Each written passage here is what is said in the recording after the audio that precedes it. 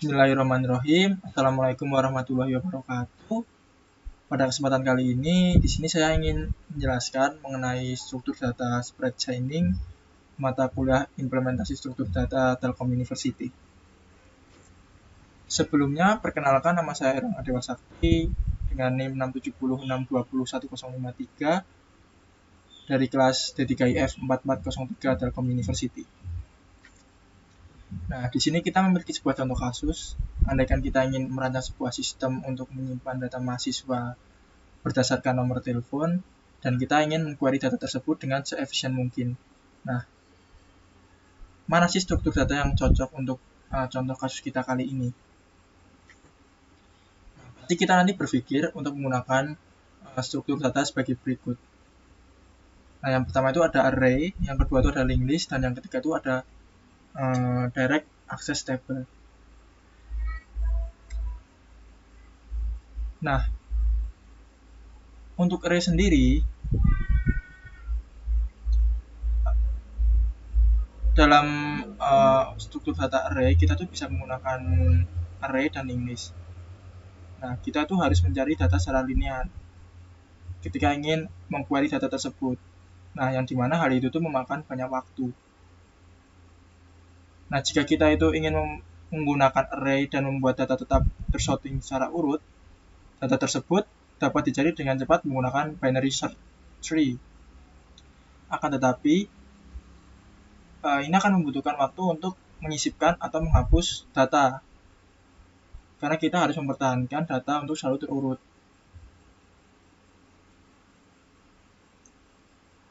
Nah, kita dapat menggunakan struktur data direct access table, yang mana nanti kita akan membuat sebuah array besar dan menggunakan nomor telepon sebagai indeks dari array tersebut. Nah, isi dari array tersebut akan bernilai 0 jika tidak ada nomor teleponnya. Nah, jika ada entry, maka array akan menyimpan pointer ke record data sesuai dengan nomor telepon yang ada. Jadi nanti intinya tuh isi array tersebut tuh akan bernilai 0 jika tidak ada nomor telepon yang diinputkan. Jika ada nomor telepon yang diinputkan, nanti tuh array-nya itu akan menyimpan pointer ke dalam record sesuai dengan nomor telepon yang diinputkan gitu. Nah, akan tapi solusi ini itu ternyata memiliki beberapa kekurangan gitu. Di antaranya kita tuh membutuhkan ruang ekstra yang cukup besar untuk menampung indeks array tersebut. Dan masalah yang lain tuh dalam bahasa pemrograman tipe data integer itu rentang nilainya itu tidak terlalu besar. Dan berapa digit bilangan telepon itu tidak dapat kita masukkan ke dalam tipe data bilangan integer. Nah, jadi itu tidak cukup lah istilahnya untuk menampung nomor telepon yang kita inputkan. Nah, karena beberapa kekurangan tadi, mungkin direct access table itu tidak dapat kita gunakan secara sepenuhnya. Nah, terus bagaimana gitu jika kita ingin memecahkan contoh kasus kita tadi? Nah, di sini kita bisa menggunakan metode struktur data hashing. Nah, hashing itu adalah peningkatan dari direct access table yang sebelumnya kita bahas, yang dimana itu idenya itu kita nanti menggunakan sebuah fungsi hash yang mengubah nomor telepon tersebut atau key yang kita inputkan ke nomor yang lebih kecil dan menggunakan nomor kecil tersebut sebagai indeks dalam tabel yang kita sebut tabel hash. Nah, untuk hash function, jadi kan kita sebelumnya membahas fungsi hash. Apa itu fungsi hash atau hash function? Nah, hash function itu merupakan sebuah fungsi yang mengubah nomor telepon besar. Karena kasus kita tadi itu ingin menginputkan sebuah nomor telepon ya. Nah, jadi fungsi yang mengubah nomor telepon besar yang diberikan menjadi nilai bilangan bulat praktis dan kecil. Nah, nilai integer yang dipetakan nanti digunakan sebagai indeks dalam tabel hash. Nah, dalam istilah sederhana, fungsi hash itu bisa dikatakan fungsi yang digunakan untuk memetakan sejumlah besar data atau string ke bilangan bulat kecil yang dapat digunakan sebagai indeks dalam tabel hash. Nah, itu untuk hash function. Nah, untuk hash table-nya itu apa? Nah, hash table itu sebuah array yang menyimpan pointer ke record yang sesuai dengan nomor telepon yang diberikan. Karena kasus kita tadi itu sebelumnya kita ingin menyimpan berdasarkan nomor telepon kan. Nah, entry dalam table hash adalah nil atau 0 jika tidak ada nomor telepon yang memiliki nilai fungsi hash yang sama dengan indeks untuk entry tersebut. Jadi nanti entry hash-nya itu akan bernilai 0 ketika di awal instansiasi atau ketika tidak ada nomor telepon yang diinputkan. Nah, terus apa itu collision? Nah, karena fungsi hash itu memberikan kita angka yang kecil untuk kunci yang merupakan bilangan bulat atau string besar. Nah, ada kemungkinan bahwa dua kunci tersebut itu menghasilkan nilai yang sama.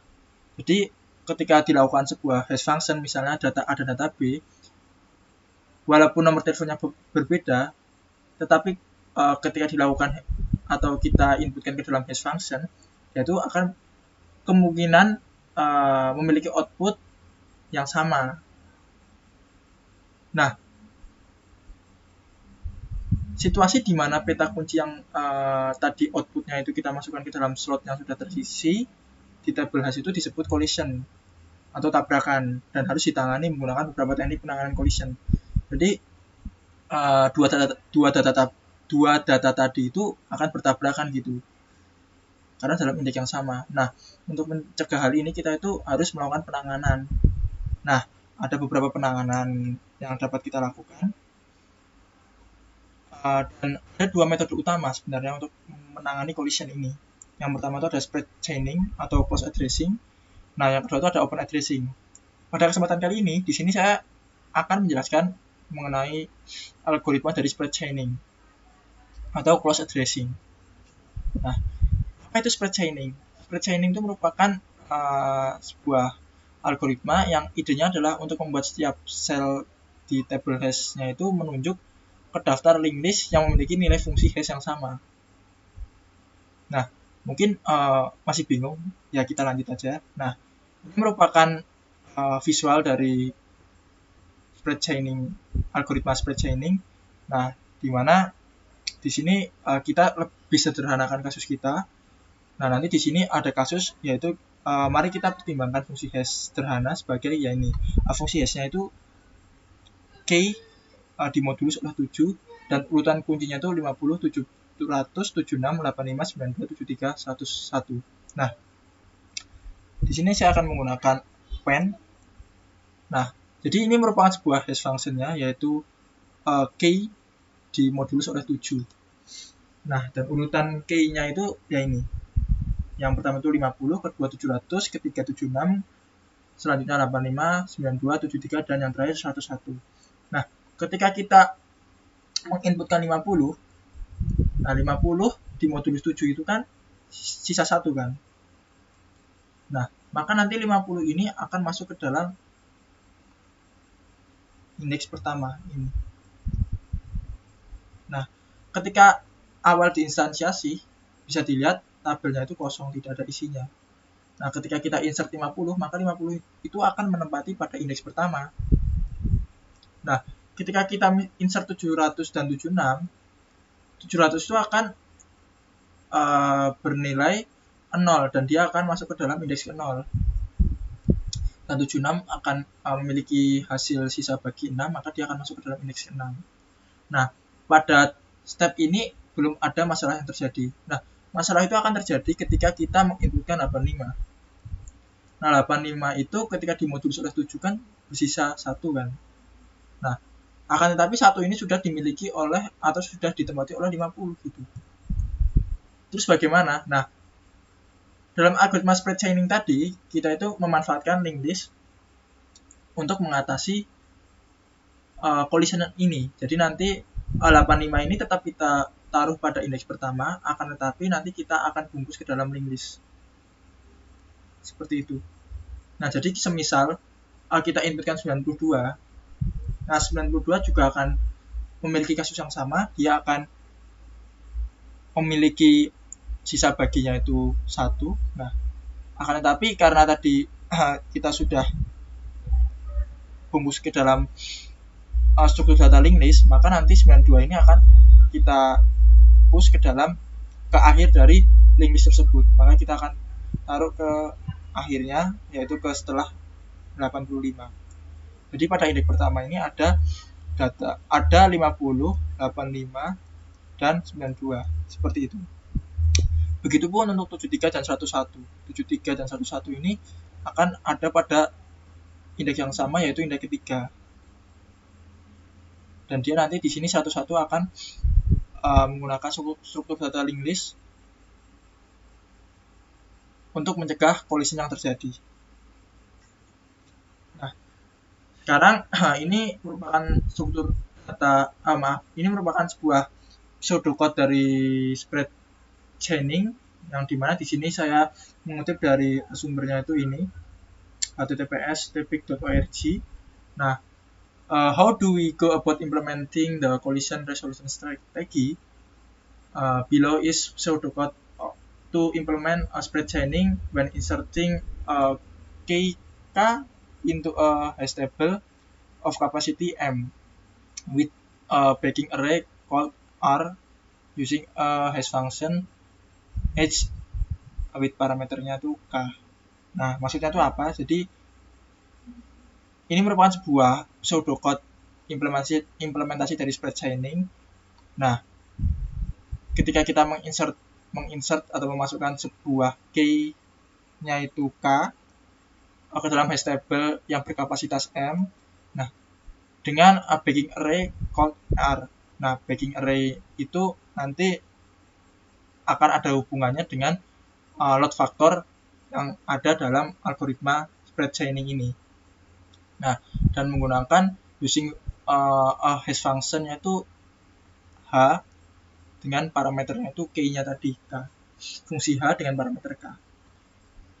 Nah, jadi ketika terjadi collision, algoritma spread chaining itu akan berjalan seperti ini. Nanti parameternya itu akan masukkan kuncinya, jadi insert spread chaining K-nya. Nah, ini masukkan K menggunakan spread chaining untuk solusi dari collision yang terjadi. Nah, indeksnya itu sama dengan fungsi hash-nya. Jadi key kita hash, maka akan kita simpan ke dalam indeks. Nah, di sini kita akan melakukan mengecek untuk duplikasi insertion dan performa insertion. Jadi di sini tuh tidak boleh ada duplikasi ketika kita ingin memasukkan ke dalam linked list. Maksudnya gimana? Jadi nanti tuh linked list yang kita masukkan tuh tidak boleh mengandung key yang kita inputkan. Jadi ketika linked list array pada indeks yang kita inputkan itu tidak mengandung key-nya, maka nanti di sini kita akan menginsert K into linked list add array pada indeks tersebut. Dan nanti di sini kita akan n sama dengan n plus 1.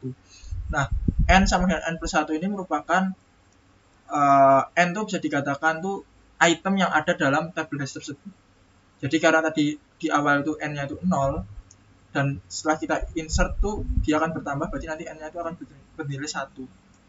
Nah, di sini kemudian ada fungsi di sini ada sebuah if statement yang dimana nanti di sini resize backing array jika dibutuhkan. Maksudnya itu apa?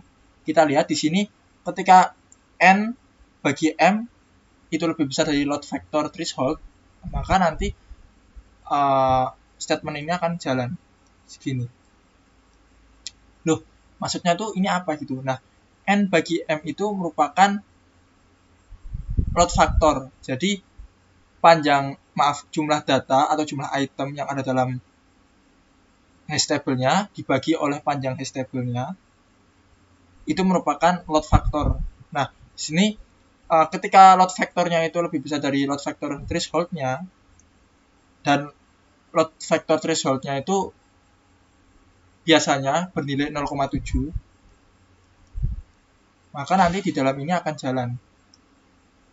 Nah, gunanya tuh ini buat apa? Mungkin di sini akan saya jelaskan mengenai load vector itu sendiri tuh bagaimana cara kerjanya. Nah, jadi pada algoritma spread chaining itu uh, kita itu harus berusaha menghindari collision yang terjadi. Nah, semisal nanti collision yang terjadi itu menumpuk banyak dalam satu indeks, ketika hash functionnya itu sangat buruk. Contohnya, semisal di sini itu masih ada data lagi. Di sini juga masih ada data lagi. Bayangkan, jadi beberapa data itu terkumpul dalam sekelompok linked list panjang segini, dan dia itu terletak pada satu indeks. Jadi itu kesannya itu kita nggak pakai hashing, nggak pakai hashing, tapi malah kita kesannya itu pakai linked list. Nah, kita tahu bahwa linked list itu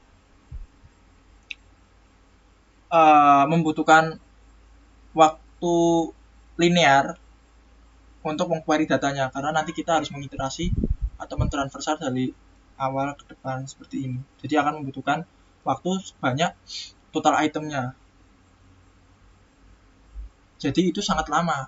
Nah, oleh karena itu untuk menghindari hal ini terjadi, kita tuh harus memikirkan secara matang-matang hash function yang kita buat untuk menghindari duplikasi,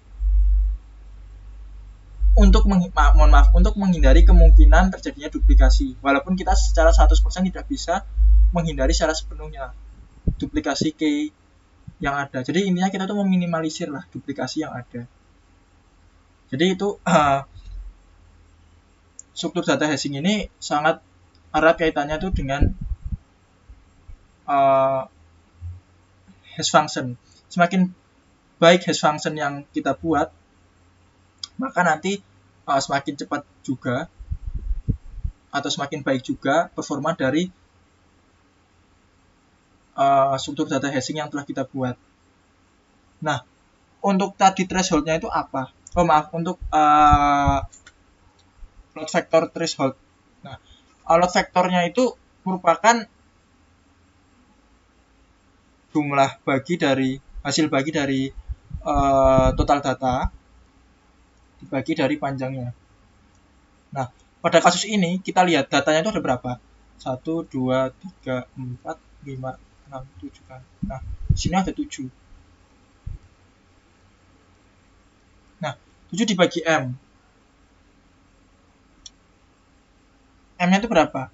1, 2, 3, 4, 5, 6, 7. Ada 7. Nah, jadi bisa dikatakan load vectornya itu bernilai 1. Nah, semakin tinggi load vector berarti semakin padat juga hashing table yang kita buat. Jadi intinya tuh isinya tuh semakin banyak dan semakin padat. Nah, jika semakin padat, maka nanti performa hashing table ini akan menurun. Karena intinya terlalu berat dan akan lebih lama dalam melakukan pengqueryan data. Seperti itu. Jadi, untuk mencegah hal ini, kita tuh harus melakukan istilahnya itu resize dan rehash semua elemen yang ada. Nah, maksudnya tuh gimana? Jadi nanti di sini kita tuh akan membuat sebuah array baru, yaitu array 2. Mungkin di sini saya akan hapus dulu semuanya. Nah, jadi di sini kita akan membuat sebuah array 2. Nah, array 2 itu new array dengan size-nya itu 2 kali size dari array utamanya itu.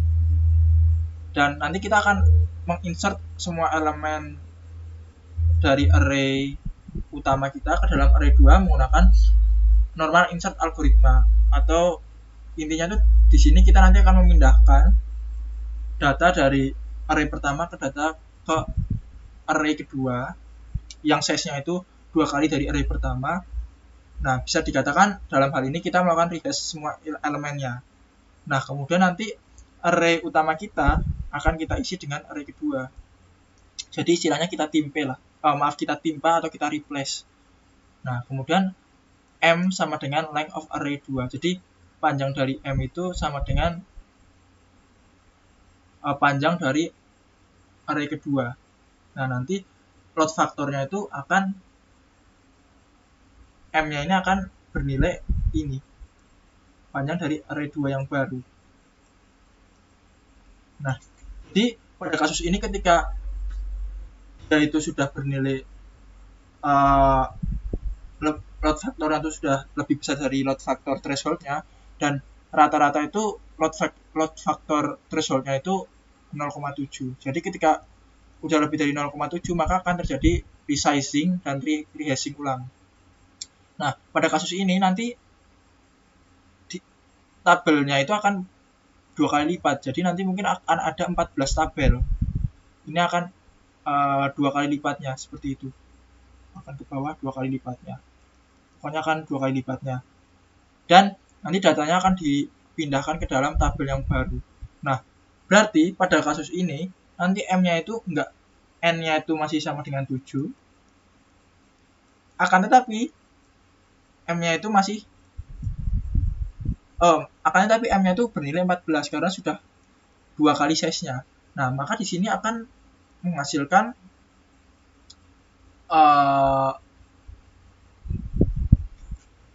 load factor-nya itu 0,5. Nah, jadi intinya itu semakin nggak penuh, dan nanti proses pengqueryan itu akan terjadi lebih cepat. Nah, terus pasti mungkin akan ada yang bertanya seperti ini. Lah, kalau kita misalnya melakukan istilahnya itu melakukan ini resizing array dan melakukan rehash semua elemennya, berarti kita sama aja kayak membuang-buang waktu dong, kayak memindahkan data lagi, memperbesar array lagi, seperti itu dong.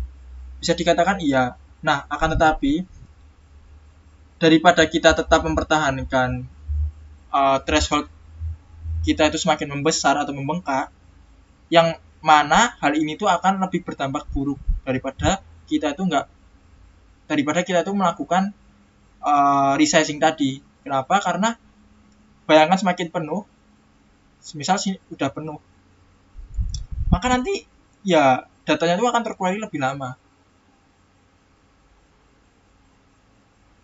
Nah, jika datanya itu terquery lebih lama, ya performanya akan semakin menurun.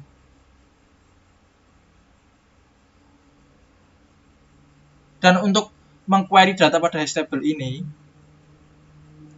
itu kecepatannya itu konstan.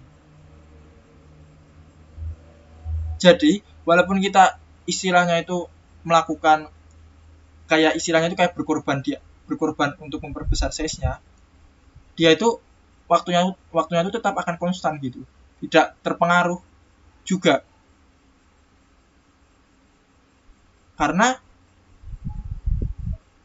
nanti dia itu size-nya juga lebih besar, dan karena waktunya konstan, tapi dia itu lebih cepat terquery dan lebih lega gitu, karena lebih lega, dan nanti elemen-elemen lain itu dapat masuk leluasa gitu,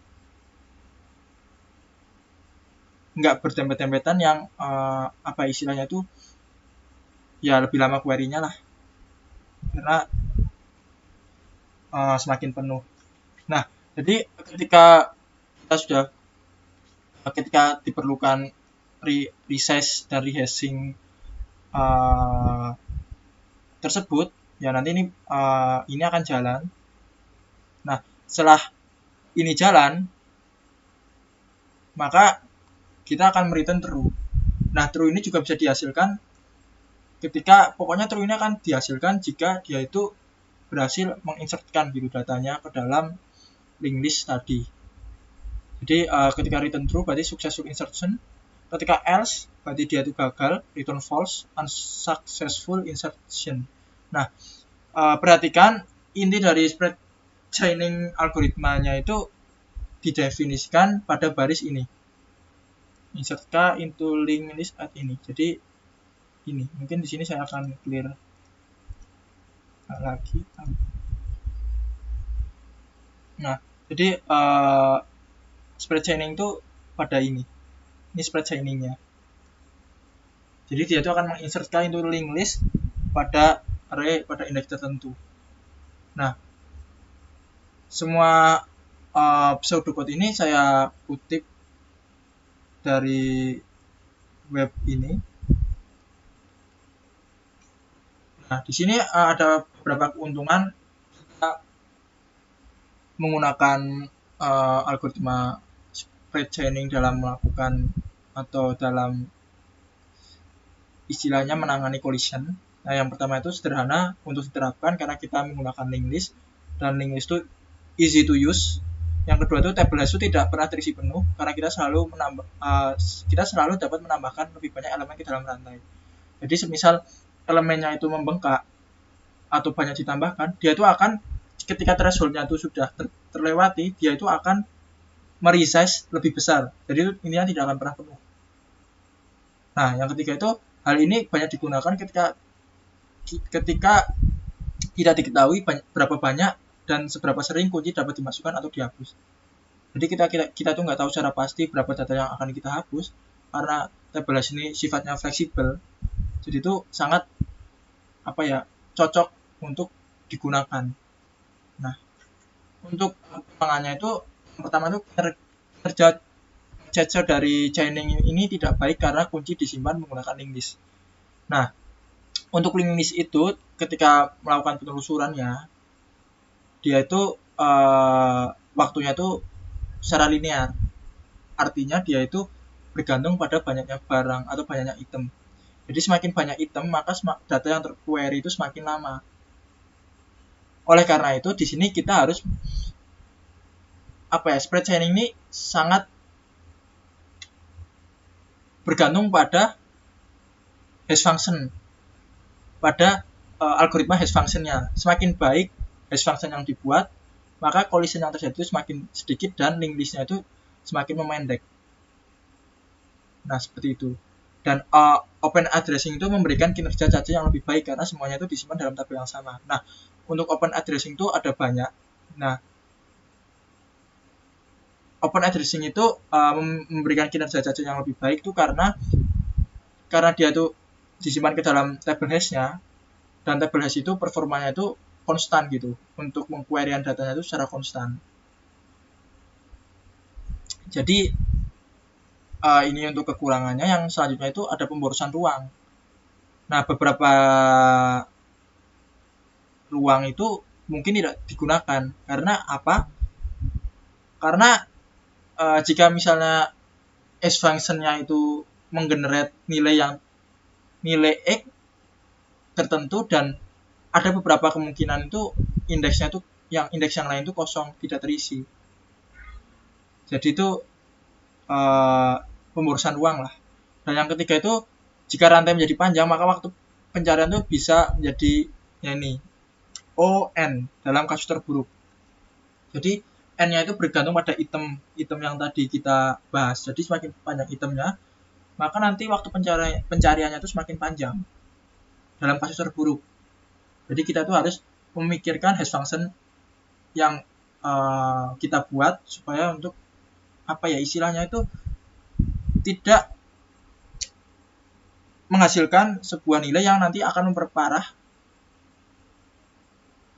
struktur data hashing yang telah kita buat. Entah mungkin jadi lebih panjang atau bagaimana lah. Nah, yang keempat itu menggunakan ruang ekstra untuk tautan. Nah, karena tadi kita tuh menggunakan linked list, jadi itu kita membutuhkan sebuah ruang ekstra untuk linked list tersebut. Nah, mungkin sekian penjelasan dari saya mengenai algoritma spread chaining dalam penanganan collision pada struktur data hashing map. Kurang lebihnya mohon maaf. Wabillahi taufik wal hidayah. Wassalamualaikum warahmatullahi wabarakatuh.